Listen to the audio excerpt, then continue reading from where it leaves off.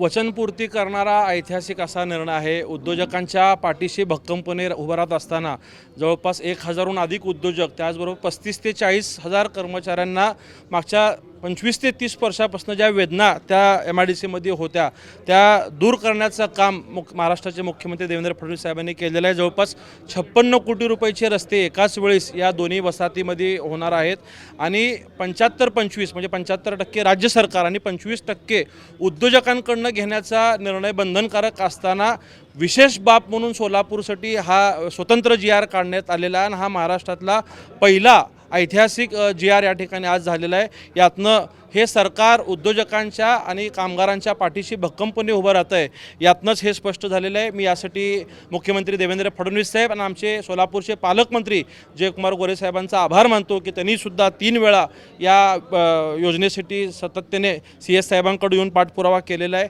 आणि आज खऱ्या अर्थाने अक्कलकोट रोड MIDC आणि होडगी रोड औद्योगिक वसाहत या दोन्ही ठिकाणी या पायाभूत सुविधा उपलब्ध एकाच वेळी होत आहेत।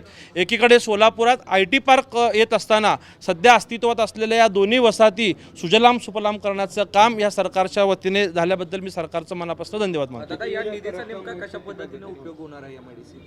आता जवळपास अक्कलकोट रोड MIDCमध्ये 35 रस्ते आणि होडगी रोडमध्ये 9 रस्ते म्हणजे ह्याची लांबी जवळपास 25 ते 30 किलोमीटर आहे। म्हणजे हे सगळे मोठे रस्ते आहेत, 9 मीटर 12 मीटर 18 मीटर रुंदीचे रस्ते आहेत आणि हे मोठ्या किलोमीटर्समध्ये असल्यामुळं महापालिका हे कधी या ठिकाणी इतक्या मोठ्या प्रमाणात बजेट एका वेळेस देऊ शकत नव्हती आणि महाराष्ट्रात फक्त 2च MIDC आहेत की जे महापालिकेच्या हद्दीत आहेत, एक म्हणजे सोलापूर आणि दुसरी म्हणजे सांगली। तर उद्योग विभागाला यासाठी निधी देण्याची एक अडचण होती आणि त्यातही विशेष म्हणून ते दिलेलं आहे। एक महापालिका क्षेत्रामध्ये MIDC जाऊन निधी देणं हे पहिलं घटनाक्रम आहे आणि 25% म्हणजे जवळपास 14 कोटी रुपये उद्योजकांचे थेट या ठिकाणी वाचलेले आहेत। हे करून